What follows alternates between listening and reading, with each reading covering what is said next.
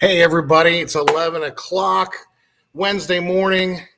Time for Brown Bag Lunch. I'm Dr. John Sherk, and I'm here to help you find all the good text that you need, especially using culture, but any other tools at your disposal. So, what I want to talk to you today is about the concept of emotional intelligence.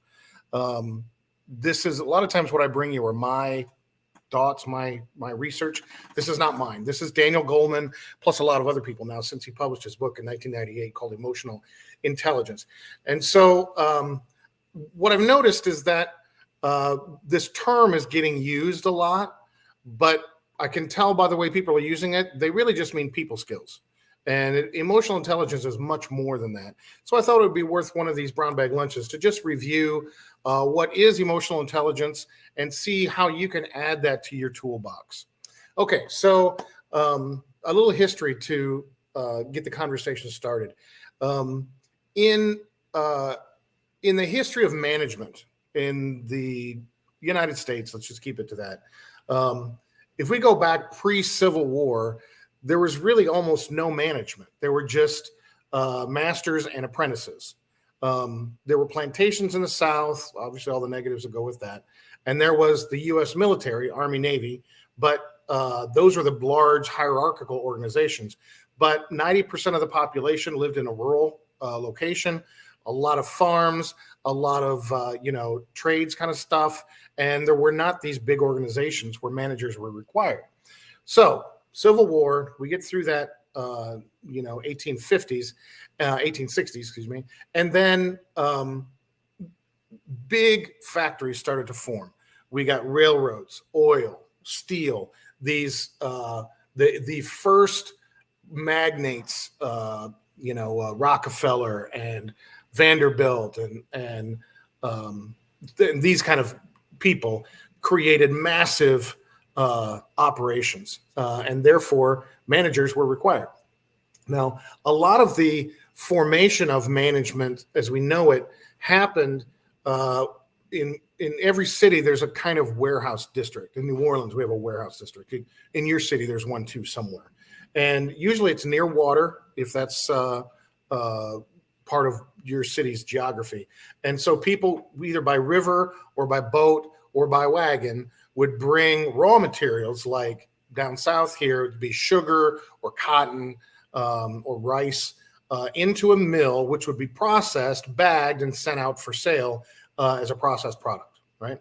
So like in New Orleans, we have a building, it's now condos, sugar mill, cotton mill, rice mill, and they're all close to water. And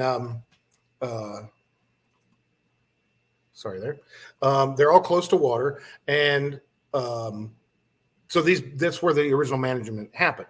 Now, the problem was that was a time of significant immigration from Northern Europe, from the Irish were coming in, some Italians were coming in, and it just created the original urban ghettos and just more people than there were jobs. And if you think of it logically, when good management is required is when there are more jobs than people, because those people don't need that job, they can get another one.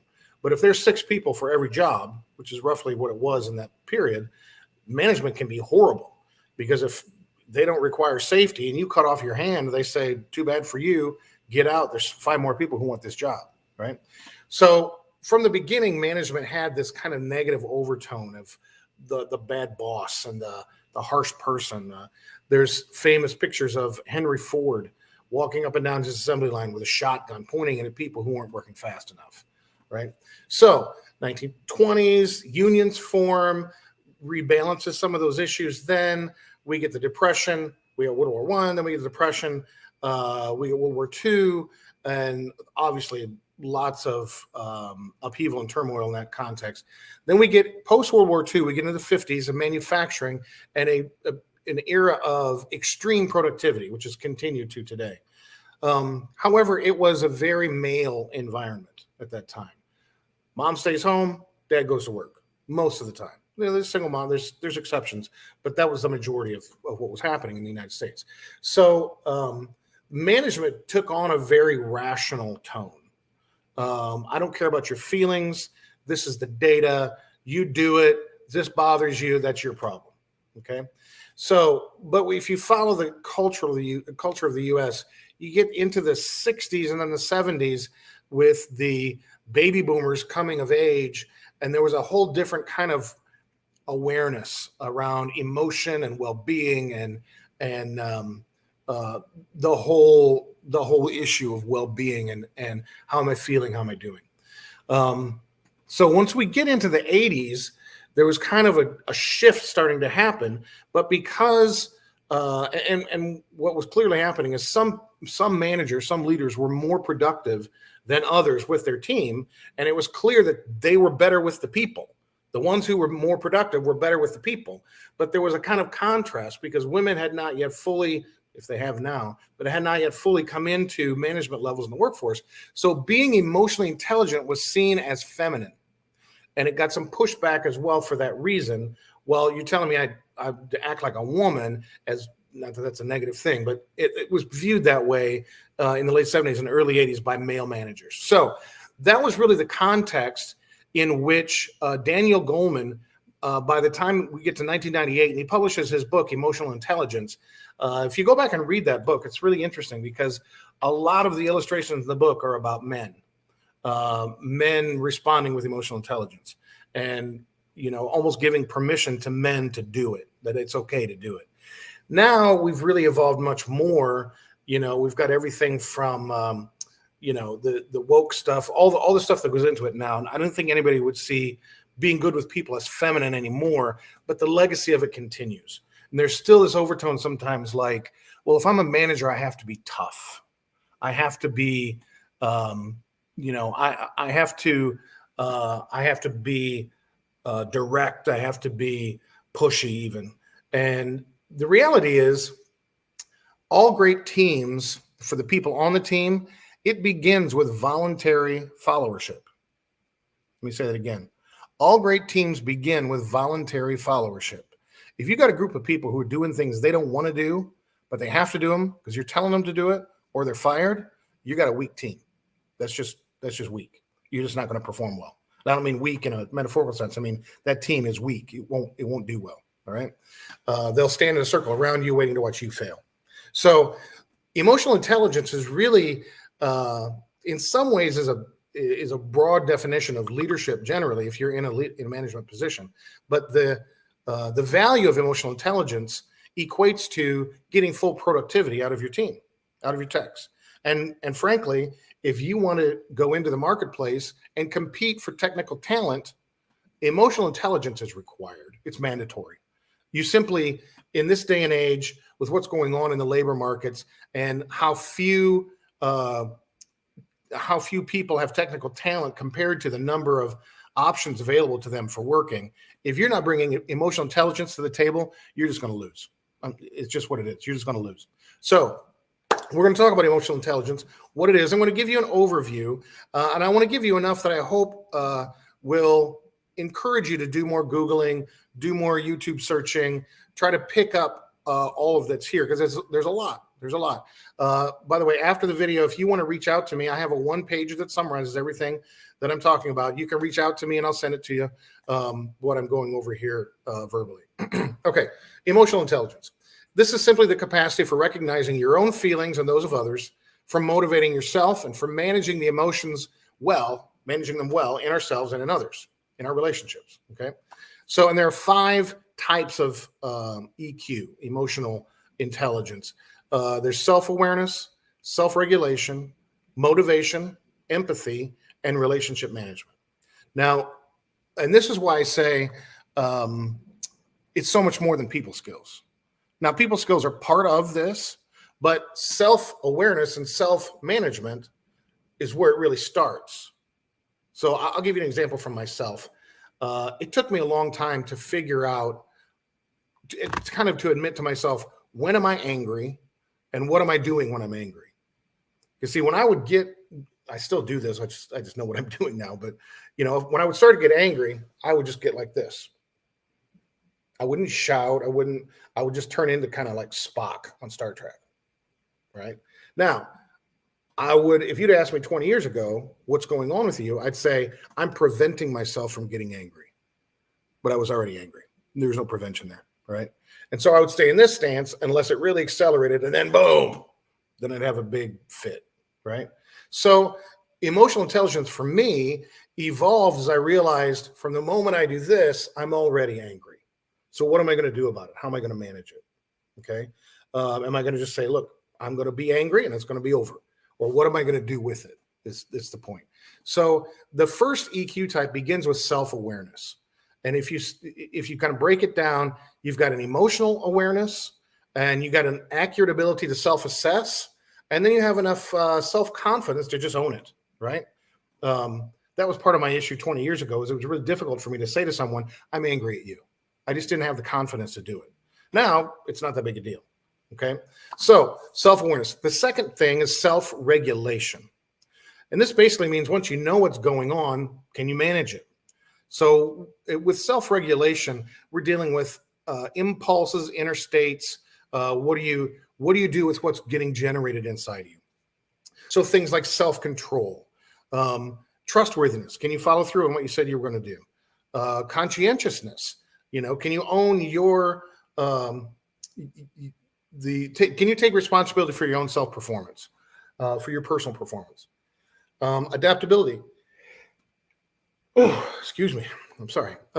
Adaptability, innovation. What happens when change comes your direction? Do you freeze and reject it automatically? Or can you kind of integrate and manage that inside yourself and how you respond to it? Third piece is motivation. Now, motivation deals with your achievement drive or your commitment, your initiative, and do you maintain adequate optimism in the face of adversity? I see with technicians, I see two different versions of this, right? I see some technicians who are a little passive and kind of need to be told your ambition is welcome here. If you want to have a career, if you want to become a service manager, if you want to grow to working on chillers, whatever it is you want, if there's an income level you want to get to, that's welcome here, and allowing for their motivation to show up, because that's a very important source of energy for them, for you as well. On the other hand, I see over motivation, technicians who say, look, I'm the smartest guy here. I'm the best guy here. And it can be viewed as a negative. It just needs to be managed. I'd rather have a motivated person who needs a little grooming than someone who would prefer to be an apprentice for life. Okay. So, and don't forget about the optimism piece of that.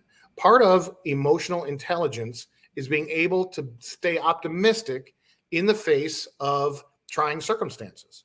And at all levels of an organization, from CEO to janitor, you can have someone who is very skilled at their job, very motivated in some ways, but as soon as one thing goes wrong, they turn into a pity party, right? That's a part of the emotional intelligence piece. Fourth is empathy. To what degree am I aware of others' feelings and needs and concerns? And I talk about empathy quite a bit. If you can't walk into a hot room with people who are mad at you, even though it's not your fault, and still feel empathy for them in a hot room, you shouldn't be in the air conditioning business. That's this issue of empathy, being able to identify with someone else's pain, someone else's feelings, is central. And if you want to compete for technicians, it's really central. Okay. You have to be able to identify with where they're coming from and not just say, I paid you, the rest of this is your problem. Okay. So when we talk about empathy, we're talking about understanding other people, developing other people, helping your people have a service orientation. I mean, we're in the service business. If you don't aim to please, you're going to, to your customers, you're just going to come off like it's a transaction. And likewise, if you don't aim to please your technicians, they're going to treat you like this is only a transaction. Okay. Your service orientation should not only be about customers. It should be about technicians as well. There's also then kind of a leveraging diversity and political awareness, kind of being able to read a room, knowing when to not stick your foot in a on a landmine, that sort of thing. Okay. All of that has to do with empathy. And lastly, it's relationship management. And this is where what we talk about as people skills comes in.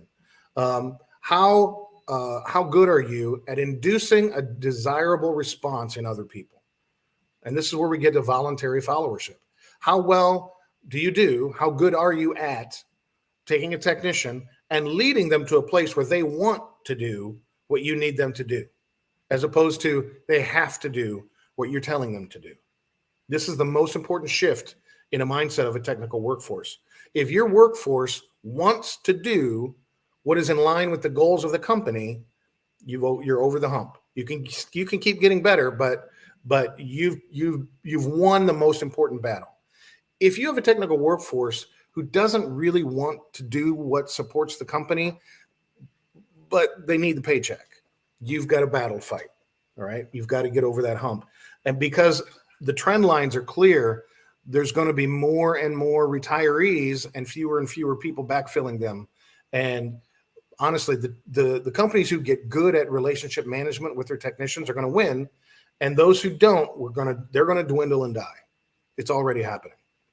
So when we talk about relationship management, we're talking about influence and communication, managing conflict, catalyzing change. How good are you at sitting down with someone and building a bond with them? Can you, in a conversation, can you kick off a relationship? How well do you collaborate or build teams? This is all part of relationship management. In a lot of ways, it's synonymous with leadership if you're already in a leadership role, right? If you have the title, how good are you at leading from that place? Okay. So emotional intelligence. If you want the one pager that I just went through, reach out to me and I'll send it to you by email. I encourage you to look online, do your own research, find out more about emotional intelligence, because the template or the overall model that Goleman put together, it's 25 years old, but it still very much applies and can, for you and as you develop your people, serve as a template for you to go in and help them become better or help yourself become better. And the game we're playing is high stakes. Do we make it in this business or not? And that's all about competing for techs. All right. I'm Dr. John Sherk. This has been Brown Bag Lunch. I thank you for giving me a little bit of your time. If you want to talk, reach out to me. If you want to spend 15 minutes on a Zoom call, get to know each other, I'd love to. And if there's anything I can do to help you, please reach out. If you like what you're hearing today, please share it with your friends and like it and comment below. Thanks, everybody.